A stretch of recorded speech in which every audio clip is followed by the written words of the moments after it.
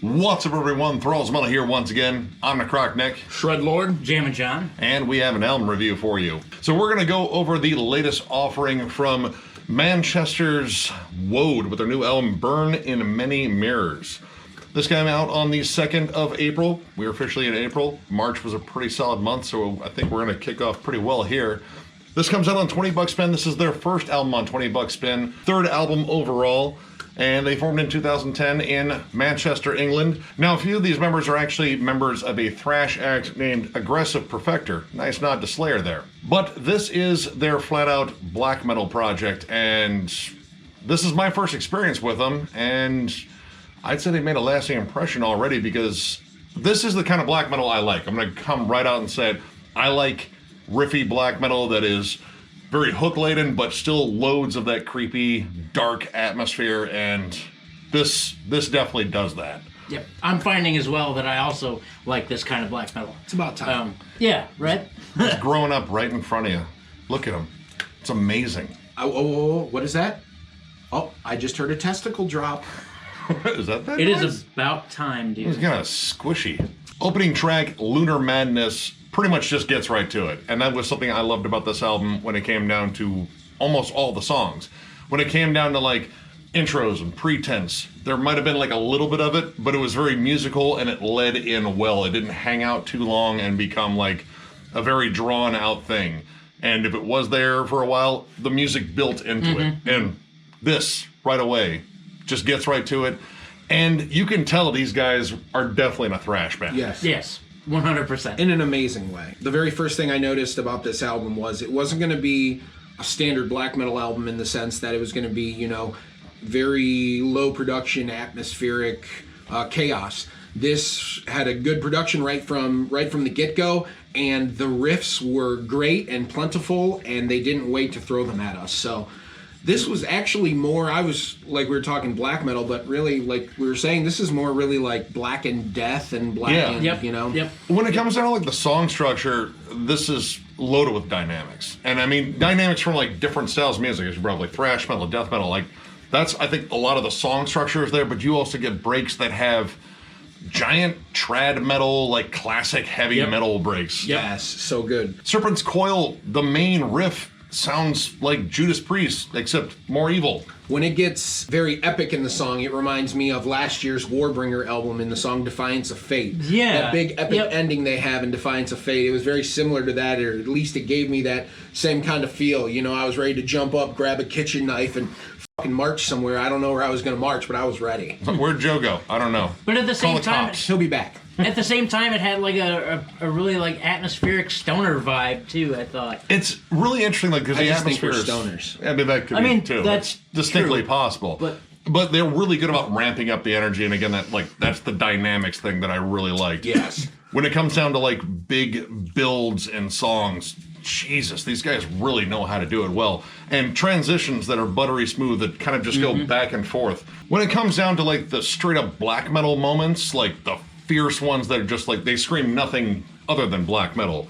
Fire in the Hills and Sulfuric Glow. Both of these songs have some straight up just black metal moments. Yes. The D-beat and tremolo riffs that pop up in Fire in the Hills instantly reminded me of Dark Throne circa Blaze in the Northern Sky.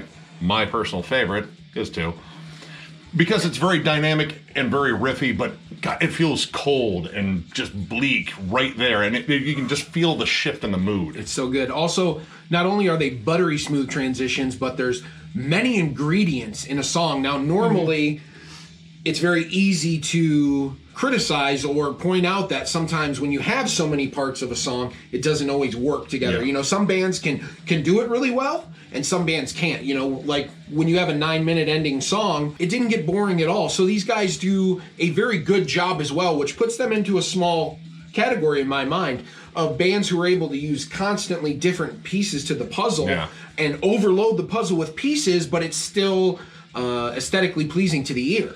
It doesn't feel shoehorned in either. Yes. No, as melodic as it is too, it never loses like heft or intensity. Yeah, that's like, a big thing. Yeah, because if sometimes that happens, sometimes they end up sacrificing the heft of riffs with melody, but this is not the case.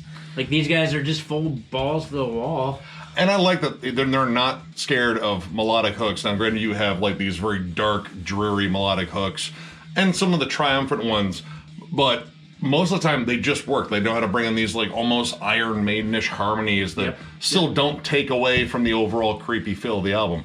And nothing's going to take away from it when you have their frontman bellowing and screaming madness. He's what keeps it satanic with all the epicness. Oh you know? my God, yeah. The dirty vocals, the growling and stuff is absolutely what just keeps it intense as fuck. Even when the guitars and the bass and the rhythm, you know, the drums. I guess that's the whole setup. The whole setup. The rest of the they go melodic. When they go hooky, he says, "No, you guys do that.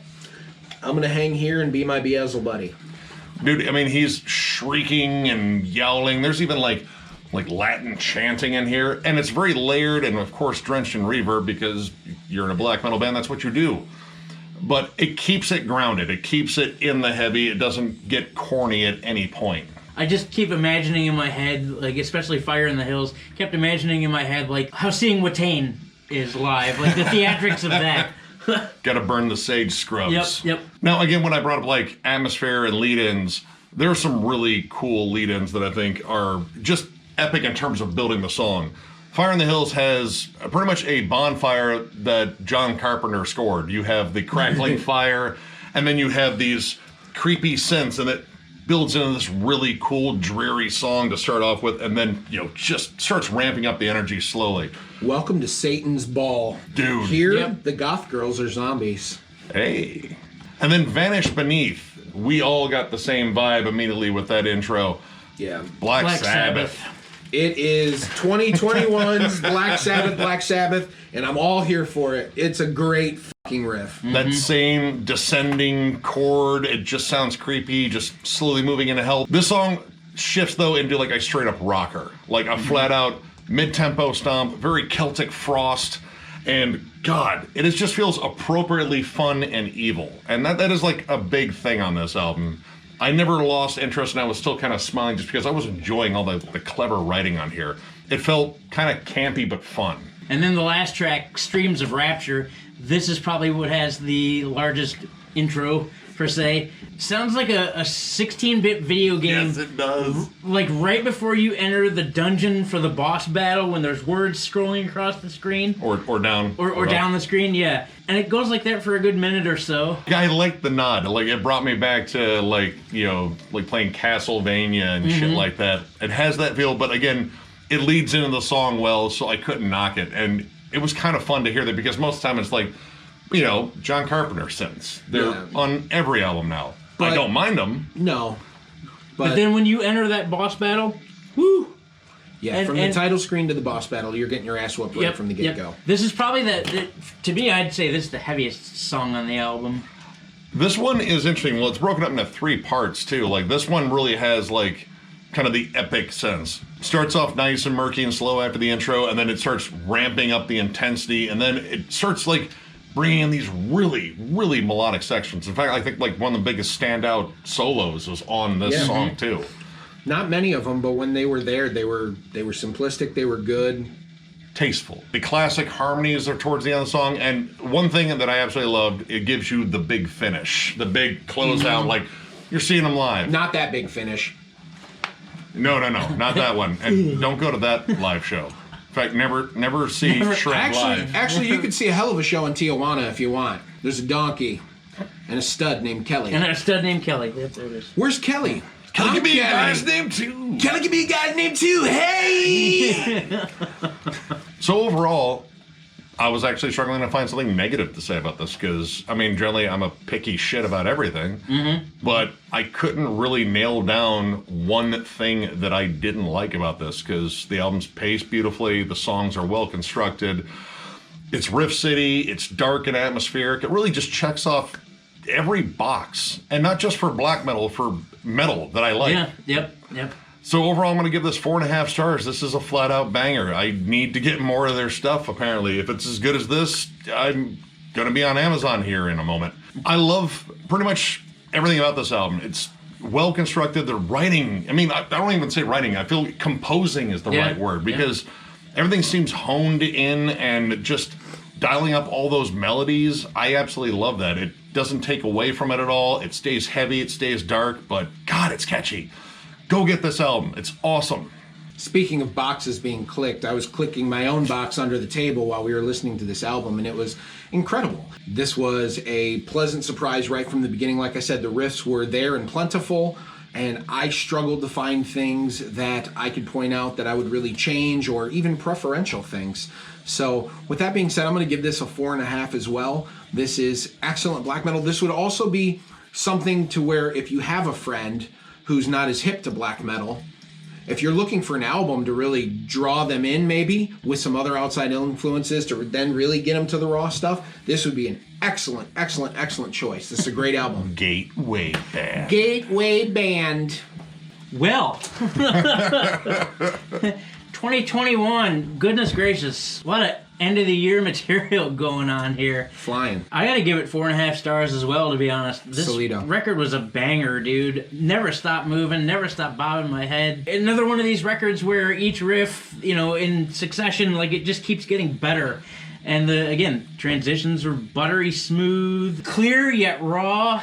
At the same time, there's a lot of heft going on there. I had a good time.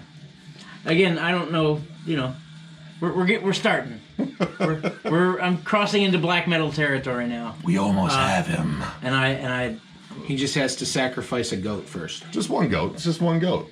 well, it's about to be Passover, right? So Yeah, I think so. cool. So pretty soon. Did I mention you have to toss it salad? Yeah, that's kind of the...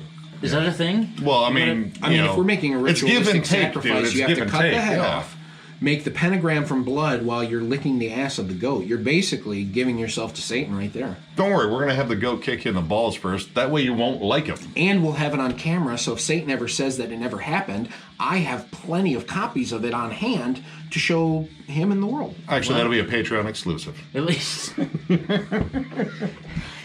If Patreon says it's okay. Yeah, I don't think we're gonna get permission. We'll put that on the OnlyFans. It's not a real goat. It's a real goat, though. Yeah, it is. All right. So, if you enjoyed this review, give it a thumbs up. If you are new to the channel, subscribe, because we do stuff like this all the time. And we're also on Patreon now. So if you'd like to stop on there in the link below, help us out a little bit, make a donation. We have podcasts that'll be on there, and of course, a bunch of random content that we want to throw on there just to keep you guys entertained. Please do so. We would appreciate it a lot. And with that, I thank you all very much, and we will catch you later.